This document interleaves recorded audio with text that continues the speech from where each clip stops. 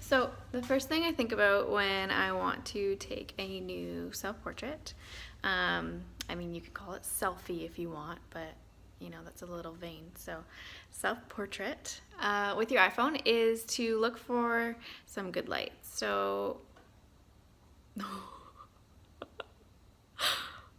you can tell. So I can't switch the camera around. Okay. So when you're in your home or your office or wherever that you want to take your photo at, just look for a giant window and turn off any lights. My messy kitchen. Turn off any of these lights because they add that orange, that yellow tinge to your face. So I just turn everything off so I'm in the dark. Oh, there's still lights on in my office. Let's turn those off. Okay. And then I and then I walk back towards the biggest window in my place that isn't covered on the other side by anything. So you can see here, giant window.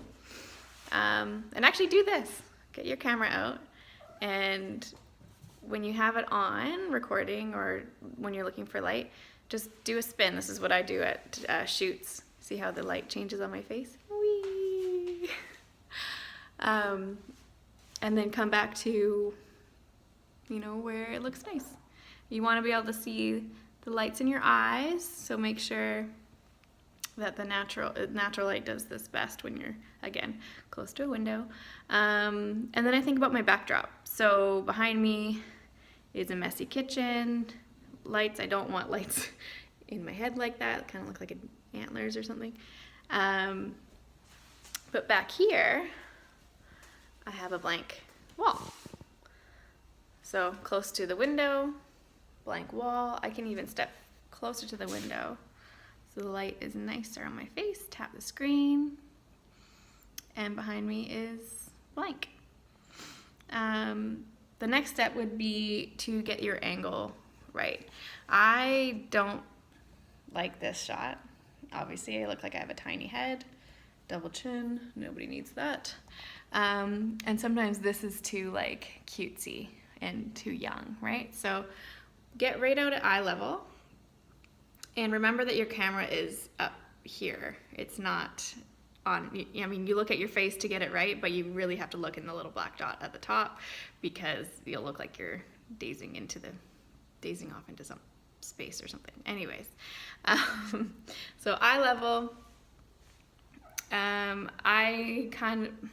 you can turn your face. I like having, you know, a good side versus, you know, you can tell my hair goes to one side. I like to play with it a bit and make sure I like the way it looks, because the editing is pretty minimal once you finish taking your photo. I use the volume buttons on the side of the camera so I don't have to actually like press the screen and like wobble it. I just use my my middle finger when I'm holding my camera to press the bottom volume, and that actually takes a photo for you, which is fantastic to know.